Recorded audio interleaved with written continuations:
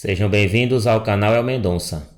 Neste vídeo de estudos, analisamos o conceito de imperialismo e seu uso no mundo islâmico.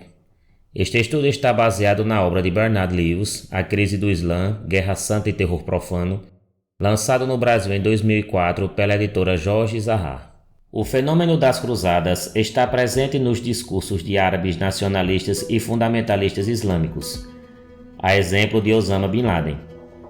Porém, a historiografia do período não citou interesses dos árabes por esta matéria.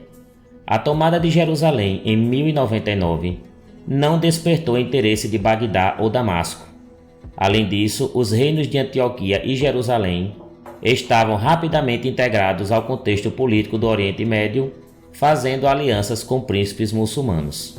A rebelião islâmica começou quando Reinaldo de Chantinhon, comandante da fortaleza de Kerak, ao sul da Jordânia, entre 1176 e 1187, começou a fazer ataques de pilhagem a caravanas muçulmanas, incluindo a terra de Maomé, o Hijaz.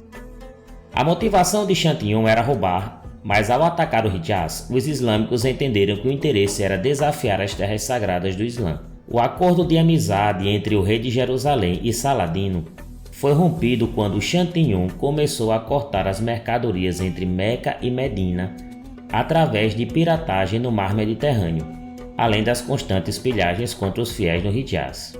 Estas foram as motivações para a Jihad de Saladino. A expulsão dos cruzados em 1187 fez de Saladino um líder árabe, seja para Saddam Hussein, que acredita que o precedeu no tempo, seja para políticos esquerdistas da Europa, que consideram Saladino um libertador. Saladino de fato era um guerreiro elogiável. Os príncipes cruzados e capitães foram libertados das prisões, exceto Chantinhon, que foi decapitado. No entanto, Jerusalém foi abandonada pelos islâmicos. Em 1229, o imperador Frederico II do Sacro Império recebeu Jerusalém por meio de um acordo com líderes muçulmanos durante a Sexta Cruzada, que aconteceu entre 1227 e 1229, mas tendo sido reclamada após os príncipes cristãos decidirem expulsar os muçulmanos em 1244, sendo permanecida relativamente indiferente até o século XIX, quando começou a imigração judia.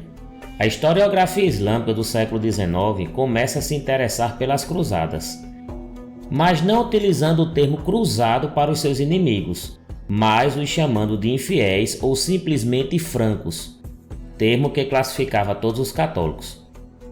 Com a tradução de conceitos ocidentais, aprenderam e associaram o conceito de imperialismo ao interesse dos cruzados.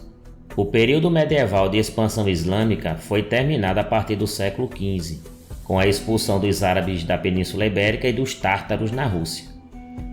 No século XVII, os poderes otomanos ainda dominavam Belgrado e Budapeste, mas o segundo cerco a Viena de 1683 foi muito ruim para os islâmicos, que começariam a perder seus territórios africanos e asiáticos para os cristãos. A invasão do Egito por franceses em 1798 demonstrou para os turcos que qualquer nação ocidental poderia invadir e governar de modo que aprovesse qualquer território islâmico. Pior que isso foi saber que apenas outra nação europeia seria a única alternativa para os expulsarem, neste caso os ingleses. Franceses e ingleses entraram no Egito com forças expedicionárias muito pequenas. O abominável conceito de imperialismo utilizado pelos islâmicos com relação aos cristãos não é utilizado aos impérios árabe e otomano. Para os islâmicos, a expansão sobre África e Ásia, e especialmente a Europa, é legítima, pois a salvação é uma oferta para os infiéis. Mas o cristianismo avançar em terras islâmicas é imperialismo, ou seja, repreendido. Isso é cultural. Para o islamismo, um apóstata é punido com a morte.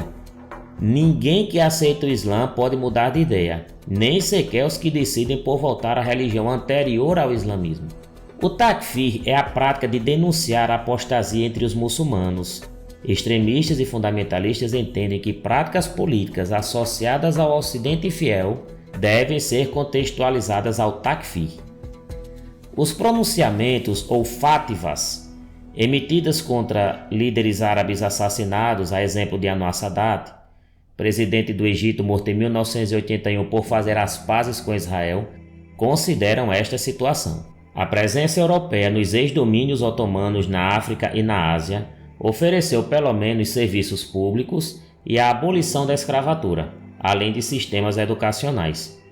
A Arábia Saudita, berço da expansão imperialista árabe, nunca foi dominada por invasores ocidentais, bem como o Afeganistão.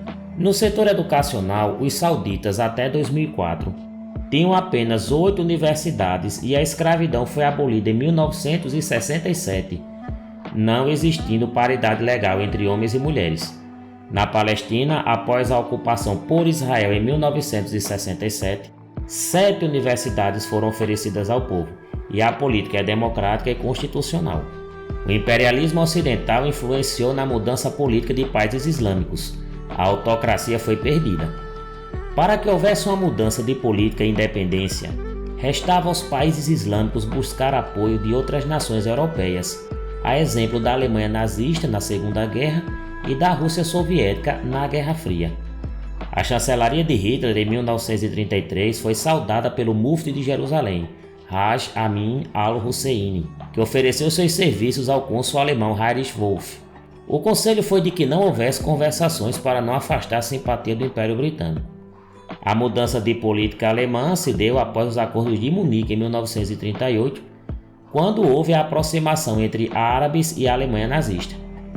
Durante a guerra, em 1941, Rashid Ali estabeleceu um regime a favor do eixo no Iraque, juntando-se posteriormente a al-Husseini na Alemanha. Na autobiografia de Anwar Sadat, o mesmo admitiu que era espião alemão no Egito. Após a Segunda Guerra e a consequente fundação de Israel em 1948, superada a invasão dos árabes para os expulsar, o substituto do Terceiro Reich foi a União Soviética. A Revolução Iraniana e as aventuras de Saddam Hussein atraíram os Estados Unidos para a região, o que foi entendido rapidamente pelos islâmicos como um velho jogo imperial. Com o fim do Império Soviético, os árabes, especialmente os palestinos, estavam desamparados. Não obstante, fundamentalistas islâmicos, a exemplo de Osama Bin Laden, consideravam os soviéticos inimigos formidáveis pelo seu ateísmo, que foi derrotado pelo povo afegão. Os Estados Unidos, ao se meterem na região e aliando-se a Israel, estavam corrompendo o Islã, levando o seu imoralismo aos domínios islamizados.